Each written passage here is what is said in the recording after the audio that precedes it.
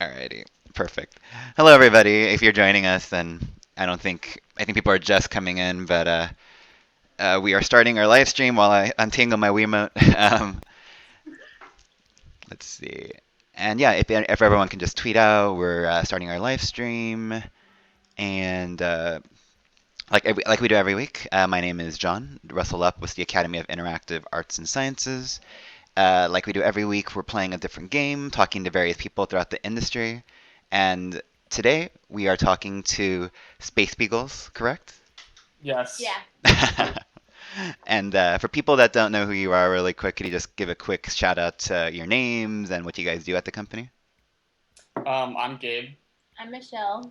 and we're SpaceBeagles, which is an independent collaborative game studio, which is basically us making games with our friends, and we're making butt sniffing pugs. And that's actually a good segue, I think. For people that don't know what the game is for any reason, we're going to show a quick little snippet of what the game is from Verge. So check this out really quick.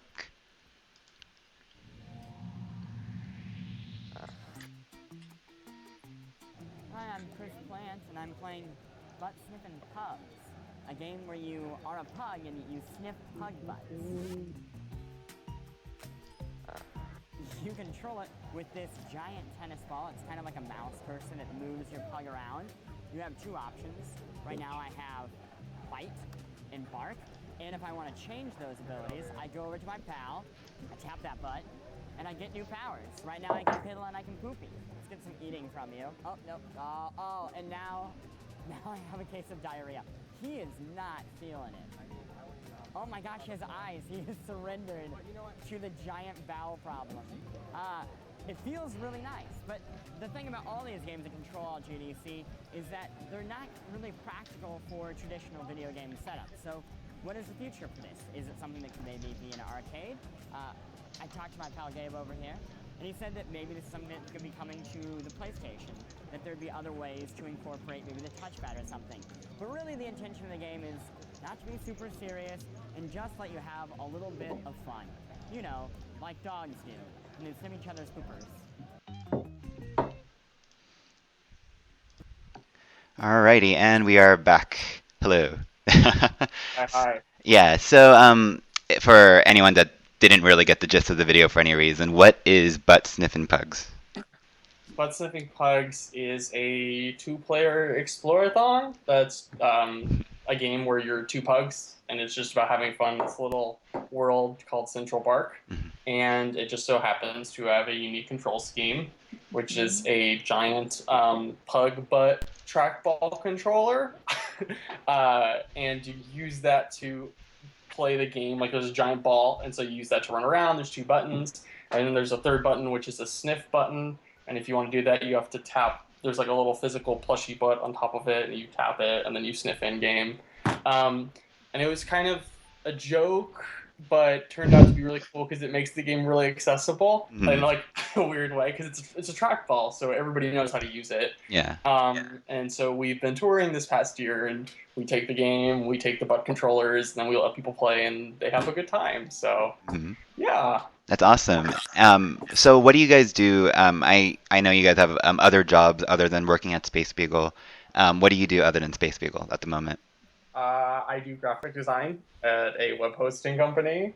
And I make coffee, which is super rad. Indie life, two jobs. And so what kind of inspired you to start going on this route of the indie route? I've always kind of been following games. Actually, it was Michelle. She pushed me into it. Mhm. She bought me a GDC Game Developers past 1 year because I kind of like just been on Twitter like looking at everything, and like I was like, I'm not a game developer, and she's like, you need to go. And so she bought us passes, and we went 2 years ago, Mhm. right? Yeah. Yeah. And then I saw this exhibit called All Control GDC, and it was that exhibit at GDC has a bunch of like weird controllers that are handmade. Hmm. And so it was actually that exhibit which inspired me to do Butt Sniffing Pugs, which like led full circle to me going and actually showcasing Butt Sniffing Pugs in All Control GDC this year with all my friends. That's really cool. Yeah, it's crazy. Hmm. So we've only been like, I guess, game making for like about a year, Yeah. not even. But What games have you been inspired by? And obviously one of them we're playing right now, I would believe, correct? yep. Yes. Animal Crossing. Yeah. I really like Journey a Hmm. lot. But I'm not really good at games. She's not a gamer. Hmm. So I'm a gamer. that's kind of, but Sniffin Pugs doesn't have like a set purpose, you know. It's more of just exploring because I really like games where I can just explore the world and like do fun things. Well, and actually, yeah, and one point where Sniffin Pugs was actually really bad. It was Yeah, like he made a really bad version. but I met everybody that I worked through with Sniffin Pugs on Twitter, and so one of the guys at Game Jam with Theory, I was like, hey, let's make this pug game, and it was the first version of Sniffin Pugs, and it was like this horrible like like there's a bazillion pugs on screen, and they all had hats, and it was like this territorial game. It's confusing as hell, and then she was like, okay, I love you, but this is crap. But you have two good things. It's fun to be a pug, and so you just gotta have that, and then just Throw everything else away. Hmm. You just have two people have fun in a park and poop and be a dog. Like, okay. And then that's the version that everybody loved, is when we stripped away like all of the crap and just let people have like a kind of sandbox to play in as a dog. And I guess you're going now on the Kickstarter route. Is that correct? That is correct. That is what we are currently doing. Is we are building a Kickstarter campaign and a build and like everything else associated with that. Hmm. And why the Kickstarter route? Why choose that route versus any other route, I guess? That was kind of like this past year's. So we went and brought BSP everywhere, right? And then we looked at publishers and we had some offers, but BSP is about like, I want to say 4 people full time and like 9 people like total like part time, and so it's not a very big team. And we had a lot of offers, but the takeaway for an indie game was very high, right? So like the cutaway was like, oh, like we want like 40%. And there are even offers that are like, hey, we want 60-40. I was like, whoa, I don't feel comfortable making 40% on a game we're putting all this work into. And we just thought that Kickstarter, like I was the guy that we're getting married in April. Oh, congratulations. Thank you. I was the guy who was like, I do not want to do a Kickstarter and plan a wedding and make a game. Having a wedding is hard enough. I feel like Kickstarter, but I don't know. I think too it's a fun enough quirky game that it'd be fun to let. Like, we have some really cool rewards. Oh, actually, should we show it? This is a new debut. Yeah. Okay. This is we are possibly going to make plushies for the Kickstarter. That's adorable. Our buddies at Thin Studios met us at PAX and they're like, hey, do you want to make plushies? And we're like, hey, yeah. So fun random awards like that. And BSP is a lot of content. And so like my thought is, okay, just have our fans make it to be the game that we want it to be, because it's going to be this like random gen world, and the Kickstarter funds will basically allow us to expand the world as big as we want, right? There's a cap. So the idea that's like, okay, like let's say there's a hub and there's like different like theme regions, right? So maybe if we get like a little bit of money, we can have like 3 regions, or if we get like the max, we can cap off at 7 and then just add aesthetic rewards, like a B-sides album and other stuff like that. And so it's like, okay, like we want to make this game, let's let our fans choose how big or like small they want it to be, and influence that, because this game is kind of just about having fun and building community, because it's a 2-player game, you know. It's about like having joy with another player in like a virtual world. It's really cool. And before we keep going, obviously anyone watching on Twitch, please, that's hilarious. Please send questions via Twitch, and we'll, integrate them into the conversation, such as this question: can you store things in the butts? Which is a very personal question. Oh, man. Yeah, if it's not obvious, we're twitching down on our phone, so we're in chat. Can you store things in the butt? Like, I'm wondering if he's curious about like real life butt or like fake butt. No, he can't. The butt mechanic is purpose for cooperation. Hmm. So the dogs have powers, right? In BSP, you can like bark at things, you can pee on things. What else? You poop on things, and everything interacts. Mm. And normally, if you had those abilities, you could just do it like go wherever. Yeah. But we gate the powers so that you only have two. And if you want to get two new random ones, you have to run over to your partner and sniff their butt, and you get new abilities. And so that encourages the players to always stay together, so they have like their full range of powers. Mm. So could you store things in the butt? No. I mean, you can butt rub. Yeah, why would you want you to? can. 'Cause you just poop on You everything. can. I guess technically, if you want to get technical, they're going to be like BSP is going to be set in real time, like Animal Crossing. If you like BSP is like an Animal Crossing, like with pugs. So if you want the what's his Jay? Oh my, it's Jay. Oh, okay, I know Jay. He's the creator of Dropsy, which is rad. And oh no, the stuffed animal. Jay. You were making this way more complicated.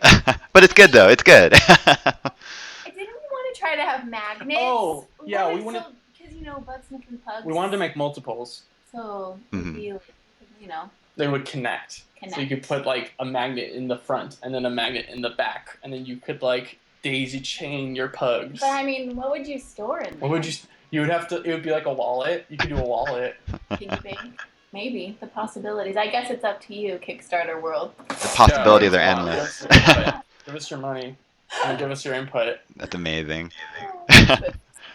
I guess another question is now that Kickstarter is out, there's so many different avenues to fund your game. I guess. Have you thought about any other options, or is Kickstarter like the most appealing out of all those options to you? We went through a lot of options because we started in March. That's when All Control GDC was, and kind of that was kind of the journey. Was we basically make new builds for demos, and then we would kind of like evaluate funding options. And Kickstarter is definitely the most appealing just from a free and creator standpoint. Kind of being that we're just a couple of indies. It's like, hey, look, this is what we want to do. This is as much as we need. It's not really like that kind of, I guess. I think with Kickstarters, you have like triple I, like triple indie that go for that like millions of dollars, right, on Kickstarter. And then you have other Kickstarters that throw a game at you and they haven't, like, you don't know about it. Which is kind of why we did a tour for a year, so everybody knows about Butt Sniffing Pugs. So when it comes around, then we'll be good. But I definitely think that it does give us the most freedom to do like multiple things. Like eventually, we actually want to make the butt controllers real. Going to be partnering with IndieBox and Able Gamers to make kind of like the controller as is like a wooden DIY type thing. So we want to make it like professional, smaller. Like plastic coat, nice, so that it's essentially a giant trackball. And then we're going to partner with Able Gamers so that we can make BSP and the controller accessible so kids with disabilities and other people can play video games easier. So that like that controller, the BSP controller, you could play it with other Steam games essentially, because it would just be a giant trackball with 3 buttons. It reminds me of like people playing like the Rock Band guitar with like Dark Souls or something like that.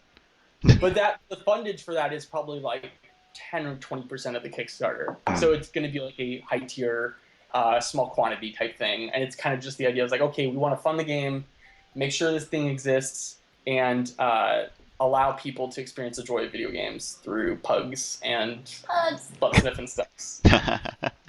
I guess the approach is really interesting too, that you guys toured it around for like a year. Like I saw it on PewDiePie, I saw it on all these different channels. What was the idea behind that? Like, it was very different that I saw compared to other Kickstarter, I guess, engagement campaigns? I think, as Bob Ross would say, it was a happy accident. It was. Because that wasn't like our initial plan. I wish we could take credit for that, but we didn't think it would be as like big as it was.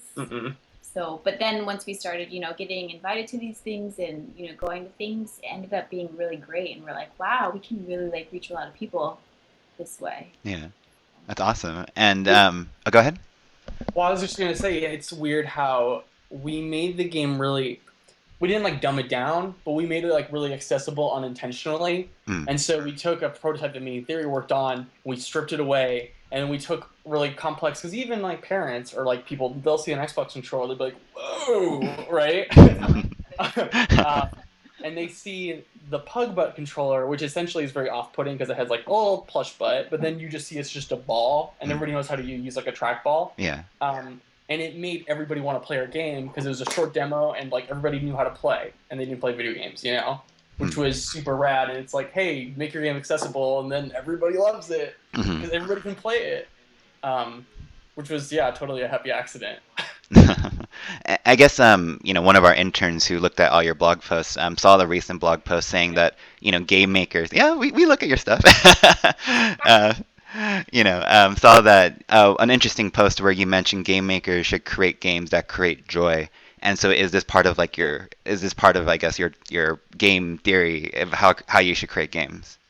Yeah, it's like one of the philosophies. I like to say that happiness is kind of the experience that you have by yourself. Like, so I have experience like eating a hamburger that I had today. I don't know. Or I had experience of happiness like beating traffic. But joy is an experience that you share with like two people or more and together, right? And joy is something that you remember. So if I have a moment with Michelle and I'm like, I don't know, I love watching Jane the Virgin with you, and like that's something that we remember, and it's an experience that lasts, right? Yeah. So catalyzing that into gameplay and like making BSP revolve around the feeling of joy and having fun with another person, so that people like remember it, so that the game is more accessible and fun that way, and exploring, so that people talk about it, right? Everybody talks about Sniffin Pugs because they have to play it with like somebody else. And like revolving around that two-player experience, like BSP has to be played two-player. But I guess a more of a practical question as well for the game itself. Why pugs? Oh, her. The reason why it's called SpaceBeagles. She has a pug tattoo. I have a pug tattoo. Oh, that's awesome. Okay, on the side, Mushy note. This is how I knew he was my soulmate. Because I had 2 pugs. I've loved pugs my entire life, and then when I met him, his family had 3 pugs. Meant to be. So, and I was like, there aren't really. I mean, like, there's probably like a couple games about. I like Beagles more. But there's no like real games about just pugs being a pug, like dream. Oh, it's happening. It's happening now. And people love pugs. People love pugs. Like, people love Hot that. date. That freaking blew up. That was actually one of the ideas. We're like, hey, we should make a pug speed dating game. Nobody will ever make that. And I was like, no, Gabe, no. You can't speed date in the game, BSP. Maybe later. There's a lot of cool stuff that we want to do. We just want to give players a virtual playground just to have fun in. You can speed poop. What are you doing right now? I'm watching you. Are you trying to fish? Oh, me? No. I'm actually, I had to mail something. I'm still in this intro section. And I don't know, how many of the Animal Crossing games have you played? I guess out of curiosity. All of them except for the Amiibo one. The Amiibo Festival, right? Yeah, which is like Animal Crossing. It's funny because there was a point where I was asked. I remember I gave an interview because normally I like the games that I like are kind of like Fez or Wind Waker. And there was a point where I had to realize, I'm like, okay, like, no, like, Animal Crossing is probably my favorite game of all time. Like, I remember, like, staying up till, like, 1 a.m. as a kid catching coelacanths at night so that I could pay off my debt. And I was, like, 9 years old. With me and my brother and our GameCube, we're like, no, you got... like, catching fish. But it's just such a... There's, like, something about a game that like goes on as you go on, you know, that makes it like transcend beyond a screen. The idea is like, oh, I'm gonna turn on my game and it's like real time there. I'm gonna pick up this thing that this other person left for me. It's just an amazing experience in my opinion. And like New Leaf is, I know we were gonna try to do New Leaf for the stream, but City Folk is good. Yeah, unfortunately we don't have the handheld capture here, so we had to go with the Wii version here. Still, Animal Crossing is. I'm very saddened that we still don't have a Wii U Animal Crossing game. It's really sad, right? Okay, I saw this. There was this YouTube video. I get really passionate. I like this. Yeah, go ahead. Like a full-on 3D render of like what an Animal Crossing Wii U game would look like, and I was like, "Give me!" I just want to like explore a little town with Oh, like my dear. friends. That's kind of why we're making But Sniffin Pugs, is because Animal Crossing is great, Mm. but a lot of people like have never heard of it, and like it's extremely inaccessible from being only on one platform. Mm. And so like I think just that's a strategy in itself. Okay, let's make an Animal Crossing, like just put it on everything, right? Mm. And then like that in itself is like appealing. Why do you But think no one has created like an Animal Crossing like game other than yourself, obviously? I mean, I think the only one thing is content. Like it's just you have to put a lot of content to make it interesting. Like the BSP tour demo is like how long? 5 minutes, Mhm. give or take. Like Yeah. we got people through there because we worked months on it, but people just run through that content. And that's like what we're doing like right now with like Kickstarter is we're trying to get like a Kickstarter build ready, right? And so I'll have like my weekly meetings with Theory, who's the developer, and Midio, who's the lead animator. We'll be like, okay, what content do we need to pump in? And we'll pump in all this content. It'll be like, beep. it's just so much content. But once you get it to that stage, you're like set, right? Yeah. Like when we did the first showing of BSP, we like locked it to that region and we maxed out that space with content. People were like, I want more. Like, just give us time. We're like 4 people. Actually, out of curiosity, do you mind if we show the bigger area that you showed me earlier, or would that be something? Well, that's the day version. Have I shown that? I don't know. Actually, let's us. Yeah, no worries. We don't need to show it. I was just curious, you know. I don't know. I know. I was showing. If you guys are in stream, I showed him a little friendly a picture of the bigger thing. No worries. No worries. No, not yet. Not Okay. yet. Yeah, no worries. I haven't shown it yet. I don't think we've only shown other stuff. There's like so many crazy things. Like there's like a magical pug girl mode where you grow fairy wings in a wand. It's so cute. And there's like all this stuff. Yeah. And I don't know if you have a date yet. Do you have a date yet for when the Kickstarter will launch for you guys, or Spring. spring? We have had like pushed it back so many times. well, we had the first problem where we went to PAX and we're like, hey, we should announce a Kickstarter date, right? We were planning October. We were planning October. initially. Then that obviously fell through because we are recovering from PAX and doing all this stuff. And then we're like, wait, why are we like hurting ourselves trying to make this? Like we don't necessarily have we don't have like a deadline. Like there are not fans knocking our doors being like, it was PSP. So we're like, let's actually enjoy the holidays and actually just push it into like early like spring. You know, so when our wedding is, yay. like before, but so before April. Yeah. I'm just curious also, are you guys inspired by any other Kickstarter campaigns, or have you looked for lessons and ways of what you guys should or should not do? Ooh, Night in the Woods for one. I know they're my friends, and I think they had a good idea where they had their like cap at what they're gonna do, and then they had no more stretch goals, right? And so that's kind of like that's where we have our cap is like 7 regions, right? Or like 7, like there will be a central hub in 7 worlds, and obviously we have like a goal that if we go past, we have like 2 or 3 stretch goals to hit that 7 region max, and then after that it's like okay, no more content. Everything else is like stuff that does not hinder the development of the game. So Night in the Woods for one, because that game, man, I want to capture, like when you see a Kickstarter video, you kind of like know whether or not you're gonna back it or not. Yeah, it's all about the video. It is all about the video. And so is that something you guys are working on, I guess, up into that spring date right now? Okay. Yeah, that's probably the biggest part of it, because we've got a lot of the math figured out. Didn't we hear from some people like to make sure like shipping things? We've heard a lot of people say like they didn't account for like proper, shipping the actual stuff and all those costs. So definitely making sure our math is right. Yes. Yeah, because we're partnering with Fangamer to do like all the shipping and fulfillment. And so like every week I send them like an email. I'm like, hey, is this okay? Is this okay? And like making sure everything's like smooth.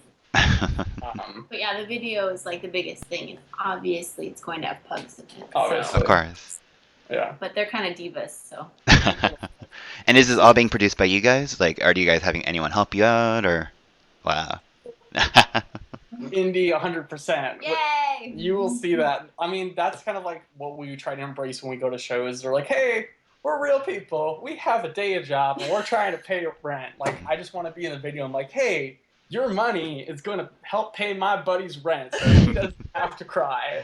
Yeah, all of our friends helping us in this project have been so great. They've just been working for free, bless their souls. Yeah.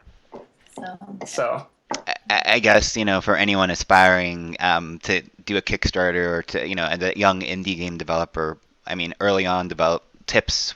Do you have any like tips you would give other people, or anything that you would let other tips. people know? First, here's Alice, by the way. Alice wants to say hi. She's one of our pugs. That's adorable. You just have to do it. You just have to jump in. I didn't be a indie dev, because I thought that because I didn't code very well, I couldn't be anything. And the only reason why I got into it is because because Michelle bought me that ticket. She's like, no, you're going, go, make friends. I was like, oh, okay. And actually, I made this shirt. I had stickers. And I lied. And I'm like, yeah, I'm making a game. Yeah, I have my own company. And they're like, what are you making? I'm like, blah, blah, blah. And I wasn't making anything at the time. And I faked it till I made it. So yeah, anybody can make games. Because if you play games, you most likely know what games you like and what games are good. People are like, did you go to school for game design? I'm like, no. I just know, it's like you have to be honest. It's like, okay, I know this feature is crap. I'm not going to be dumb about myself and that my, the thing I'm working on isn't good, and when it's like, when it tastes good. Yeah. So. And team-wise, is it just you two, or is there a couple more people on the team? It's total of 9, including us. Okay. So there's 7 others. Theory is the lead developer, and Midio. Those 2 guys are they're kind of like the full-timers, right? So kind of like if you want to say like the Triforce is like me, Theory, and Midio.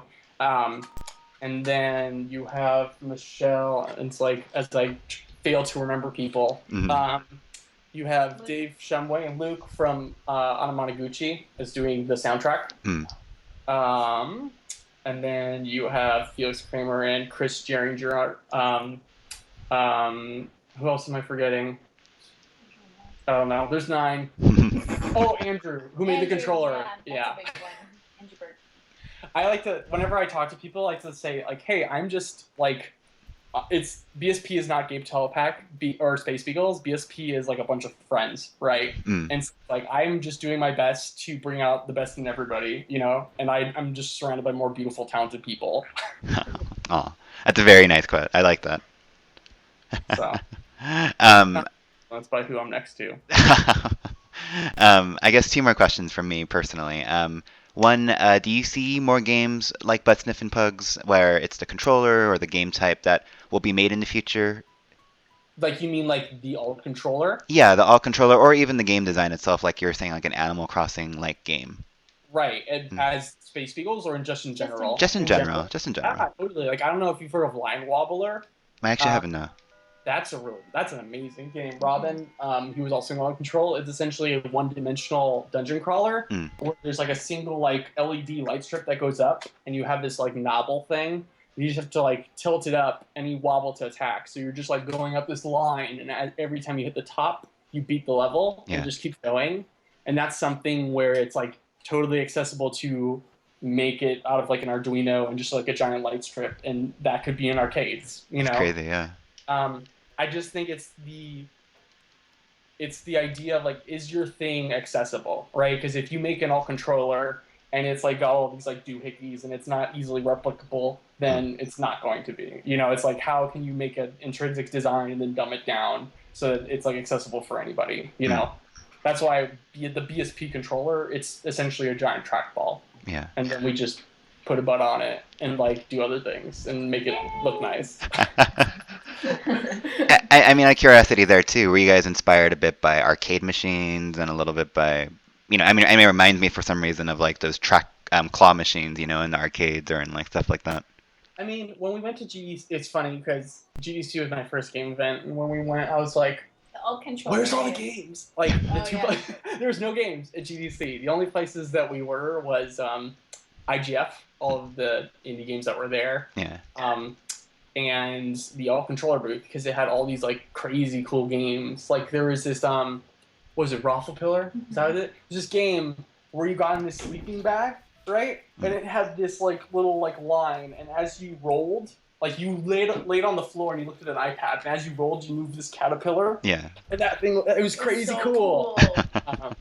Or Kira Takahashi's Tenyawani Teens, which is a game that has like all of these buttons, and you're trying to like press different buttons and do different things. I just think that the more games get out of the screen, the more possibility they have to get like very interesting and like bring the fun like outside of television screen, you know, and like get physical. And if you can do that and solidify that to the mass market, do it, right? You know, our friends Jerry Tron, he's like got all these like crazy inventions. Every single time I see him, he's got like something new. Yeah. Yeah, like he had like a good example of what he did was he did a text adventure, right? But he has this little box called the Choose-a-tron, and you press buttons, and you basically choose your adventure, but it's on a receipt. And so that's smart because then you take the receipt and like it's something that you show to your friends and stuff like that. That's a perfect example of like taking something super rad and physical, making it accessible to the masses, right? So, yeah.